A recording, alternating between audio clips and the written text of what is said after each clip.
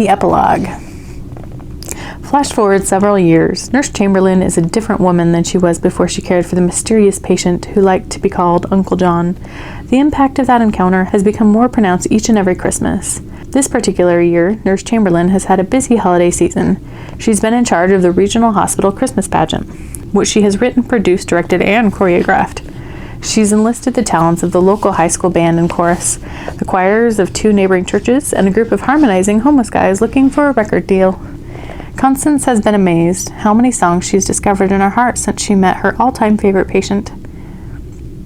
In fact, Connie Lou has recorded her own collection of Christmas carols, some forgotten, some not, and a new one she just discovered this year. The proceeds from her album will buy Christmas gifts for all the children spending the holidays in her hospital. As this year's pageant comes to a close, Connie Lou confidently and competently takes center stage.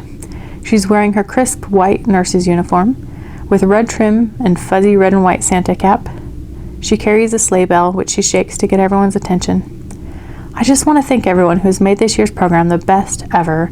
This year's theme, Let the Light of the Season Light the World, is one I hope we'll use for years to come. Connie Lou then nods to the conductor and the musicians preparing to accompany her as she sings.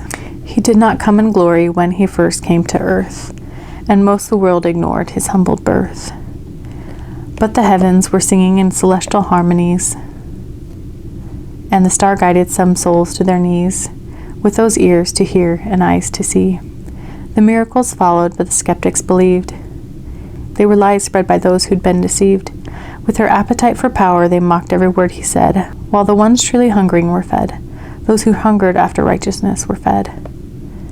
And the light he gave was to lift and to save, and the burdens that he came to bear, and the ones we can't carry and need to share.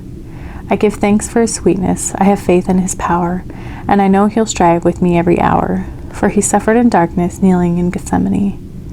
So the light of his love could shine through me, so the light of his love could shine on me. Arise, arise, let all arise. Brothers and sisters, arise. Arise and shine forth, let us add to the flame that burns brightly in hearts that bear his name. And the torch that's a standard for the nations all to see is the light of the world shining through me. We are standing for something, prayerful in all things, comforting those that mourn. We are gathering Zion, we can rely on this refuge from the storm. We are strengthened on every side, in the light we cannot hide. Sisters united, spirits ignited, feeling the fire inside. Arise and shine forth, and we'll add to the flame that burns brightly in hearts that bear his name. And the torch that's a standard for the nations all to see is the light of the world that shines in you and me. It's the light of the world shining through me. So that is the Forgotten Carols.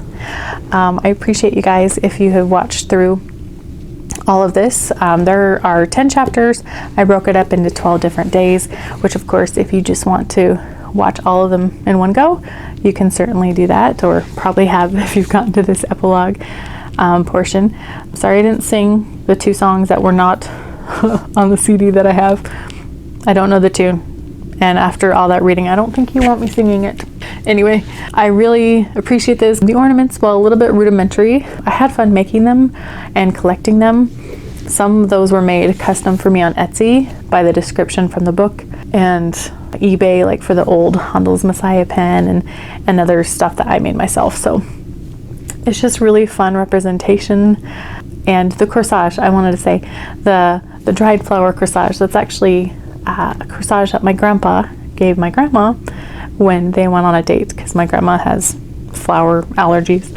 So he got her fake flower corsage, and they're both still with us right now at the time of this recording, but a few years ago they gave it to me just as something to keep. So I thought that's a very fitting place. So every year when I go through this, I get to see that and remember.